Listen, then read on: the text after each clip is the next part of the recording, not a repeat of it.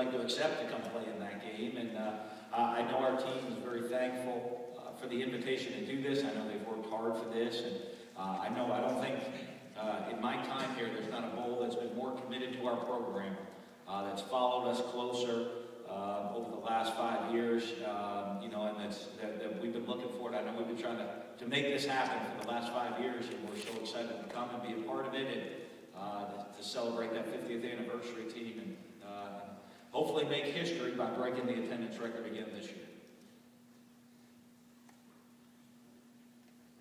You gone?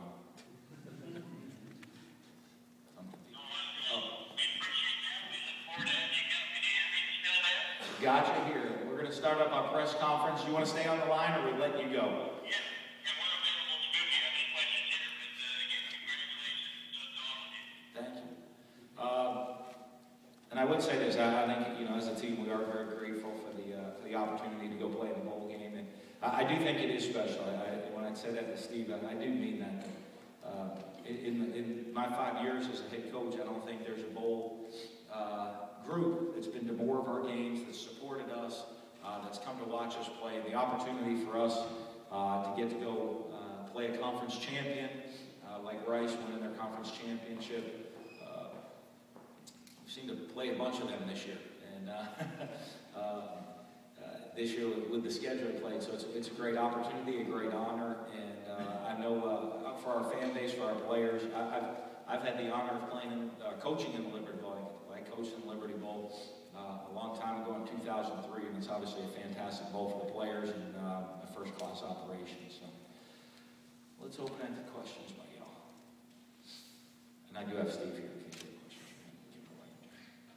You can sit that down. Okay, it'll work. I just want him to be able to get some mic. Raise your hand and we'll get a mic to you.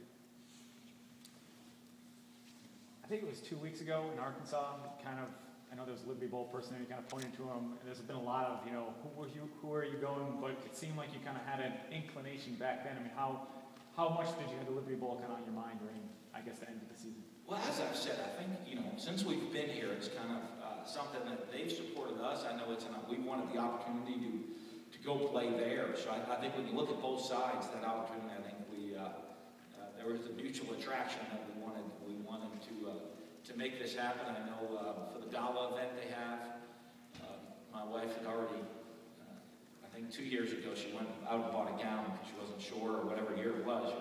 She'd been excited to go to Liberty Bowl because she got to go to the gala in 2003, and she thought that was pretty special, and now she gets to do it as the head coach's wife, which is even more special according to her. So, it's a pretty special event. I think when you go up there, there's so many great things about the bowl, the opportunity to go up there. They do such a great job. Obviously, the historical nature of the bowl, it being one of the oldest bowls there are that's out there.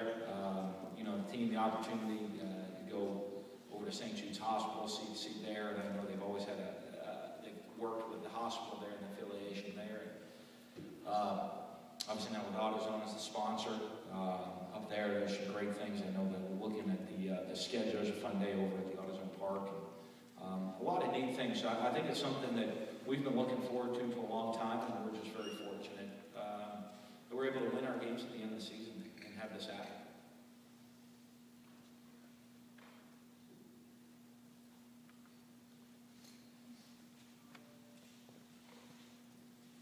Now that you've done it, you needed 2 wins, and you got both of them in overtime. What's kind of the morale around the team having those 2 overtime wins and capping off the season and finishing it?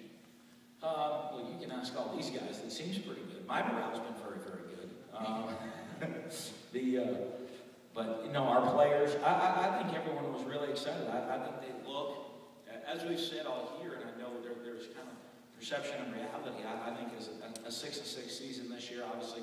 We always want to be better. I think we want to be 12-0 as a team at this point, or at this point in the year. I guess we'd like to be 13-0 on the Sunday after the first Sunday in December. And but when you look at what our team's done, and look at the quality of teams that we've played, however, the rankings of all the teams that we've played, I think our players know that they're not far off, and I think for them to finish the season the way they did. Again, the opportunity to go play another conference champion here at the end of the season and finish with a winning record is going to be pretty special. I'm sure there's a lot of motivation. I know there's a lot of motivation for me and our staff, and I know for our players they'll be very motivated as well.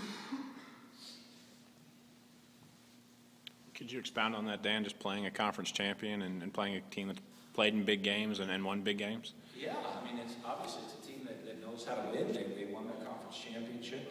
You look at, we've played Auburn pretty tight. They won a conference championship. Played Bowling Green in a very tight game. We were going to come out, 1-1 against conference championship teams. And for a while, we might have a third with Oklahoma State. I got to watch some football yesterday. They just came up on the short. I would have that. But I don't know if there's a lot of teams out there that have played 3 conference champions. Be the 3rd conference champion we've played this season. And so I think that's a great motivation for us. And it just shows the quality of teams that we continue to play. This year it's another 10-win team. I didn't do the total count, but it seems like we've played a lot of 10-win teams this year, and this will be another one. I know a couple of weeks ago you talked about this team still had a chance to make history. Just talk about the significance of making a 4th straight bowl game and how important it is to keep this program building. Well, it is special, but in some ways, I guess you watch the SEC championship game on Saturday. It's not mandatory, I guess, to go make a bowl game the previous year to go compete for a championship. But if you look at the consistency those teams have had, and that's something we always talk about is consistency within the program. And I think it's pretty special that we keep the consistency going. That to make it to bowl games, the opportunity to have another winning record, that consistent winning allows you to put yourself in a position to make a run for a championship at some point.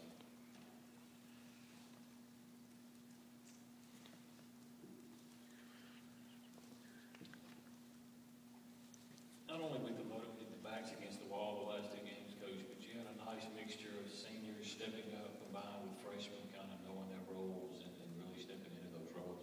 Yeah, I think, one, you look for leadership, and obviously, you look at guys like Gabe Jackson and, Nico Whitley, the leadership from the seniors that's critical over the last couple of weeks. But I also think you've seen the team grow and develop throughout the course of the year. I think I've seen a lot of young players step into leadership roles. We keep talking about young players. They got to grow up and they can't look around. They have to put it on their shoulders to go make plays. Tevez, I know, is here tonight. Tevez made a bunch of plays in the last 3 games of the season.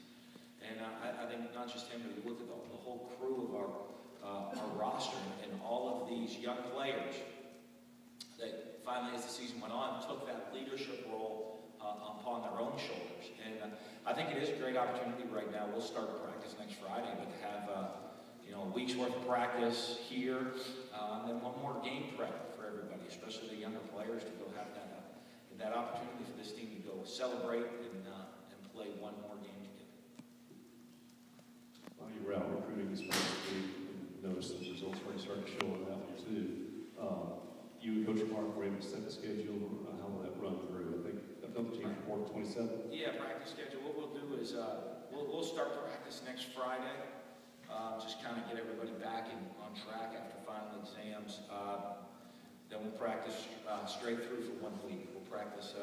We'll get everybody the times. We're going to practice Saturday morning, Sunday evening, Monday midday, Tuesday, I think in the morning. And those 4, Saturday, Sunday, Monday, and Tuesday, will be open to the public, open to the media for everybody to come watch. Then we'll do kind of our regular game week, Wednesday, Thursday, Friday, and have everybody head home for Christmas on Friday, and we'll report up to Memphis on the 26th.